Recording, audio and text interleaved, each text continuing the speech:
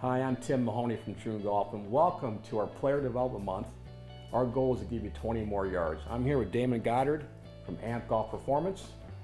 Yeah, so our goal in this one is to try to elicit a little bit more of the inner athlete in you and to build some athleticism in order to gain 20 more yards. So we've talked about gaining 20 yards, Yep. and about the posture, about the grip, about the body turn.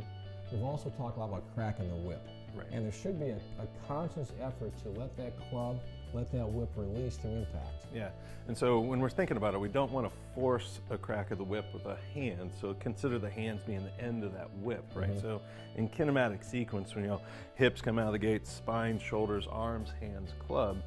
So a lot of the people that want to try to gain more distance, they'll force it rather than actually allowing that end of the whip to have a little bit more freedom of motion. Just think how golfers would be if they didn't force anything.